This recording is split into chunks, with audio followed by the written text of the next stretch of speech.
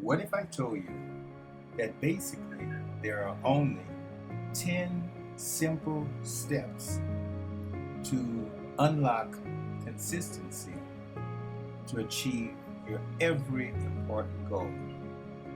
And in this video, I'm going to show you and explain to you what these 10 simple steps to becoming consistent are. Step number 1, you must set a goal. Now, when I say set a goal, the goal needs to be specific and actionable and something that is of high value and importance to you. Because if the goal does not have a high degree of importance, you will see later on that the other requirements to achieving this goal will not be fulfilled, such as your remaining consistent. The value of the goal indicates whether or not you will remain persistent and continue in spite of obstacles. So, step number 1 is to write your goal in very specific terms and make sure that this goal is important to you. Step number 2, create a plan. Now, when I say create a plan, I mean that you create a plan that is obvious to who you are and what your situation is at the present time. Plans are not set in stone. Plans are flexible. Plans are like living, breathing organisms that evolve and change as you evolve and change on the path toward your goal. You, along the path toward your goal, will come across new opportunities and new ideas that will modify and allow for your initial plan to evolve into something that's even more effective. Step number 2, enlist accountability partners. Now, this is a tricky step. This is not the same as you going around asking for opinions and telling everybody what you're going to do or what your plan is.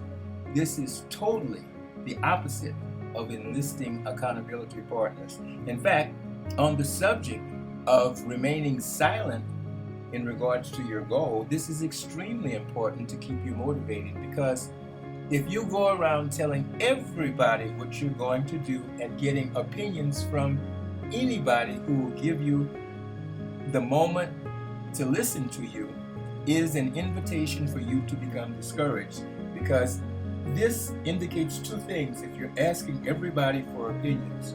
Number 1, you don't trust your own vision, so you need constant validation and approval.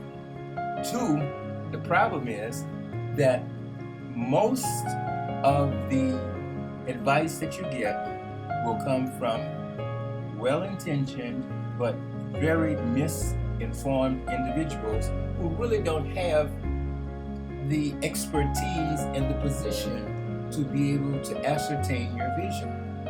And the other reason why you shouldn't go around telling everybody your plans is that you're going to come across those people who will intentionally try to discourage and demotivate you because of something as very basic as envy, because they don't have the courage to pursue their goals. So the idea is that you have to keep your goals private, in the same way that when a farmer plants a seed underground, it is hidden underground, growing roots, and nobody can see what's going on. Now, this is called protecting your dream by not telling everybody what you're going to do. You need to be silent and private about this. Protect your dream the same way the pregnant mother covers the unborn child until it's ready to be shown to the world. Now, this is not the same as when I say enlist an accountability partner, because an accountability partner is someone that you enlist usually toward the latter stages of your progress, when you have really built up a lot of steam and you're committed and you're doing certain things in a certain way every day, and you know where you're going and you know that this is what you intend to do. Well, there are going to be moments when you come across certain challenges that only a qualified expert would be able to guide you to solve the problem. And when I say when you consult with an expert, you do this sparingly, and you examine the qualifications of the person to see if they are able to give you the advice that you need to have in order to reach your goal, because maybe they have done the same thing. So you can enlist accountability partners in the sense of enlisting experts on the subject, but once you have actually gotten started and have built up some steam and moving forward, and you know that you're committed. In the beginning stages, when you have not even begun, it's not good to even open your mouth and say anything to anybody until you have gained momentum and you're on the path. So you enlist accountability partners once you have gotten started and once you're committed and on the way towards your goal.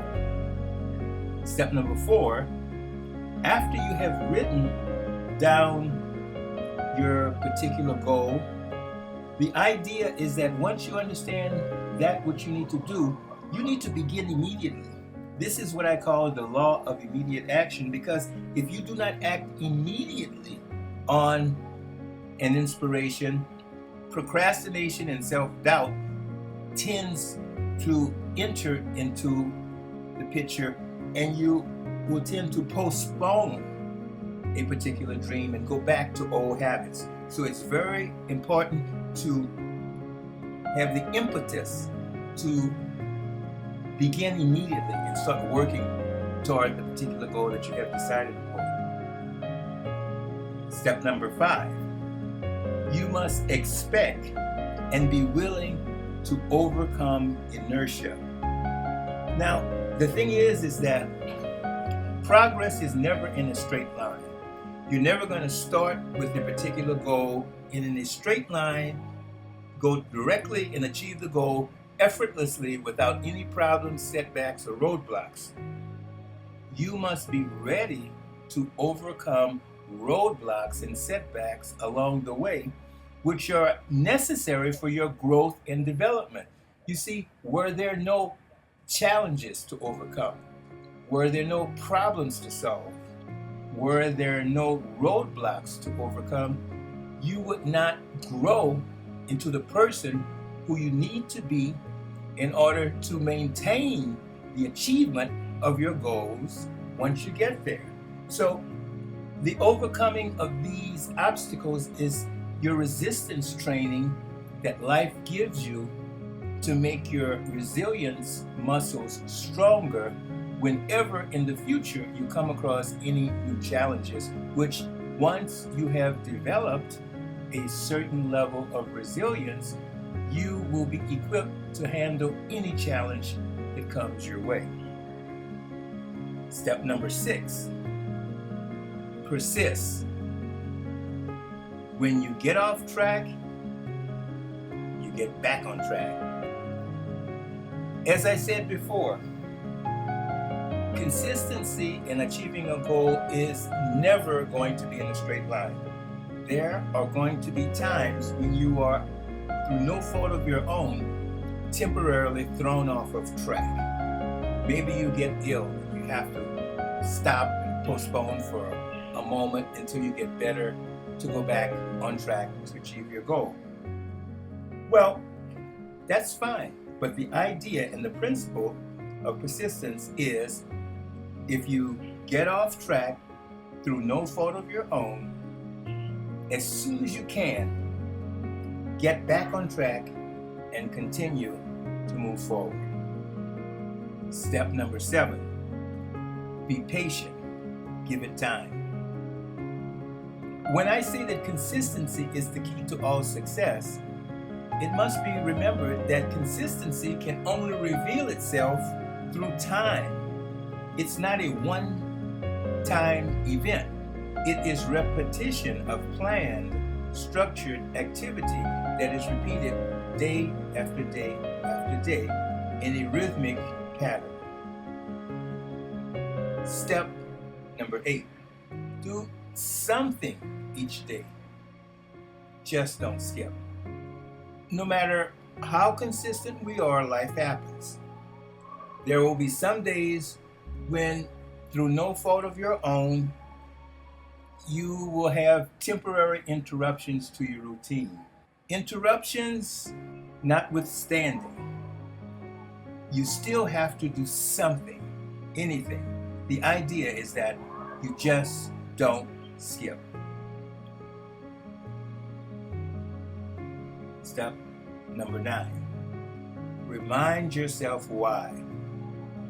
Motivation is a result of remembering the value of what it is that you are doing, of what it is that you are attempting to achieve, such that if you keep in the forefront of your mind the importance of what you're doing, if the why is big enough, the what or the how become irrelevant, and you are willing to do whatever it takes to overcome any obstacles that come along your way, because the why is big enough and the obstacles will not stop you in your path to move forward.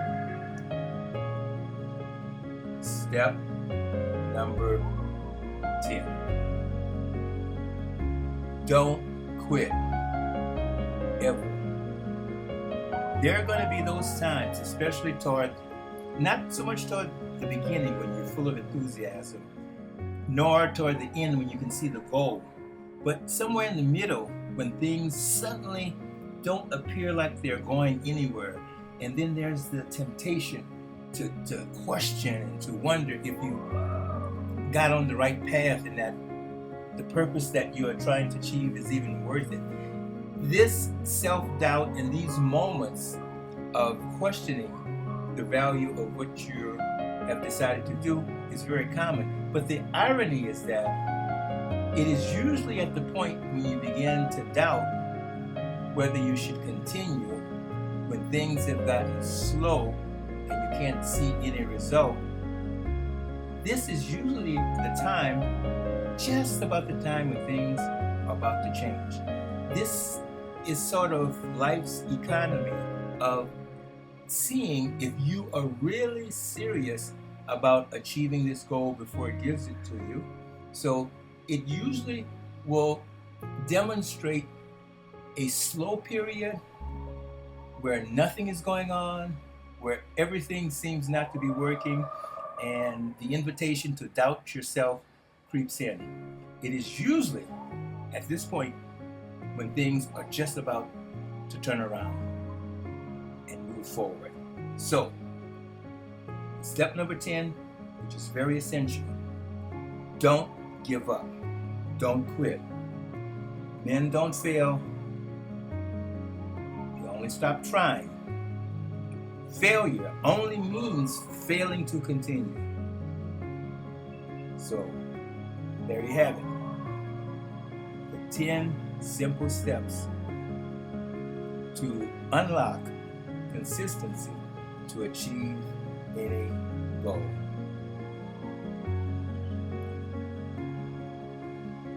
This is yours truly, Charles Prosper, your consistency success coach, wishing you, as always, to stay consistent and be successful.